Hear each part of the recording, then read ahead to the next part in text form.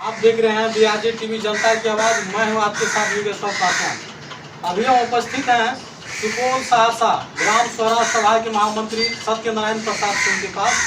आइए जानते हैं इनसे कि भूदान की जो अभी वर्तमान में जो समस्याएं हैं इसको लेकर क्या कहना चाहते हैं। इन्होंने लंबे समय से सुपौल सहरसा कोसी कमिश्नरी में भूदान किसानों को जगाने का काम किया है और समय समय से भूदान किसान के प्रति लंबी लड़ाई इन्होंने लड़ने का काम किया है। तो आइए जानते हैं कि भूदान के लिए और अगली लड़ाई के लिए क्या कहना चाहते हैं। आपका स्वागत है बीआरजे टीवी में। धन्यवाद। मैं सत्यनारायण प्रसाद सहरसा सुपौल जिला ग्राम स्वराज सभा का महामंत्री हूँ और मैं पूरे बिहार में और विशेषकर कोसी क्षेत्र में भूदान की समस्या के समाधान के लिए दिन रात लड़ाई करता रहता हूँ।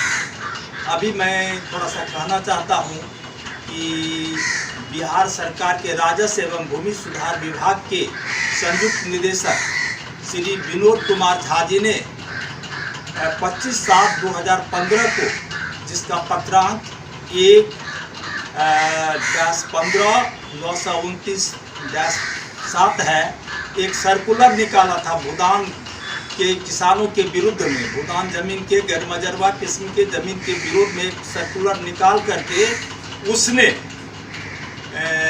बिहार के 15 लाख के जो 5 लाख भूदान किसानों की जमीन को छीनने का एक सुनियोजित साजिश कर दिया।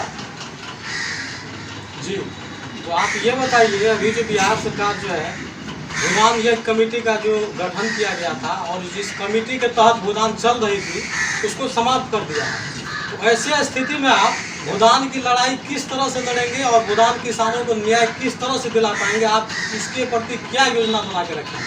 इस संदर्भ में विनोद कुमार झा ने एक सुनियोजित साजिश के तहत पटना हाई कोर्ट के आदेश के आड़ में एक 3 सदस्यीय जांच आयोग कमेटी बना दिया है बिहार भूदान के किसानों के विरुद्ध। और अभी तक 2014 से लेकर के आज 2021 हो रहा है, एक भी बिहार में जो जमीन का वितरण हुआ है उसके संदर्भ में एक भी अनियमितताओं को अखबार में प्रकाशित नहीं किया।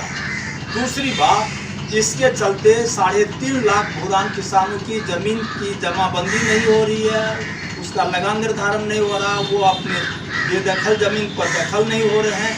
एक तरह से ये जो है बिहार सरकार के जो वर्तमान मुख्यमंत्री है उसके राजस्व एवं भूमि सुधार विभाग का एक पोल खुल रहा है कि पूरे बिहार में भूदान जमीन के दखली के लिए जो अभियान चलाना चाहिए। इससे पहले जो भूदान जमीन पर दखली करने के लिए पूर्व के जो आईएएस थे व्यास जी की अध्यक्षता में एक कमेटी बनी थी और उसने पूरे बिहार में हरिहर जिला में जाकर के जमीन को दखली दिलाने के लिए वहाँ के सभी अंचलाधिकारी जिला DCLR के साथ बैठक की, लेकिन उनके मुक्त हो जाने के बाद अभी भूदान को देखने वाला कोई नहीं है। और इसके चलते पिछले 6-7 वर्षों से भूदान जब कमेटी का पुनर्गठन नहीं हुआ है और सारी जमीन भूमाफिया जो है एब्सेंटी लैंडलॉर्ड सारे जमीन को दखल कर रहे हैं और भूदान किसान बड़े पैमाने पर बेदखल हो रहे हैं। यहाँ तक कि भूदान किसान